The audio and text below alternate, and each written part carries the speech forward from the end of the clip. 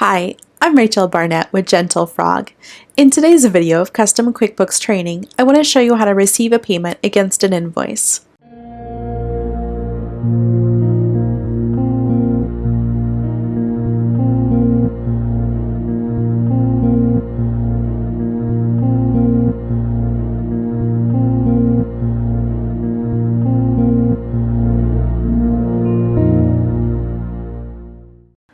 For the purpose of this video, we're using QuickBooks Desktop Premiere 2020. In our make-believe example, we have a customer that we sent an invoice to, and they've now paid for that by sending a check to us via the mail. To receive the payment for the invoice, you can either click on Receive Payment from the home screen, or you can click on Customers at the top of your screen, come down and click on Receive Payments. At the Receive From drop-down, you'd indicate who your customer is. We only have one customer, so it's pretty easy to get to with mouse click.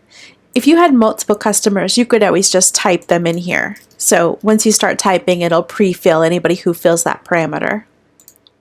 The payment amount should always be the amount of money that they definitely have paid, not the amount of money that you hoped they would pay or the amount of money that their invoice says.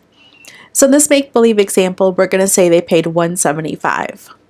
We're going to say they paid it with a check, and it's check number 123.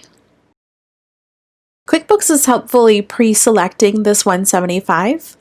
If, for example, QuickBooks had selected the first invoice, which was for $800, and then said, oh, the customer paid $175 of the $800, you can just come over to the left, you can uncheck it, and then you can check the invoice that you intended to link the payment to. On the right-hand side, just below the payment method, there's a deposit to. You can choose to deposit the money to your checking account or to your undeposited funds. Undeposited funds is useful when you're combining various checks into a single deposit. Otherwise, you're going to deposit to checking. I'm going to go ahead and choose Save and Close in the lower right-hand corner. I'll show you more about the checking later, but I want you to see what it looks like when your payment is posted directly to your checking account. We're going to click on Banking, and we're going to come down to Use Register. I want to use the checking register. When I look at my checking register, I can see the deposit of $175 shows up here at the top in the deposit column. I can see the money came from Rachel, the customer. I can see that it's linked to accounts receivable. The reason it's linked to accounts receivable is because I've already logged the income when I created the invoice. And if it said, oh, consulting income here, then you'd have two entries of $175 for consulting income.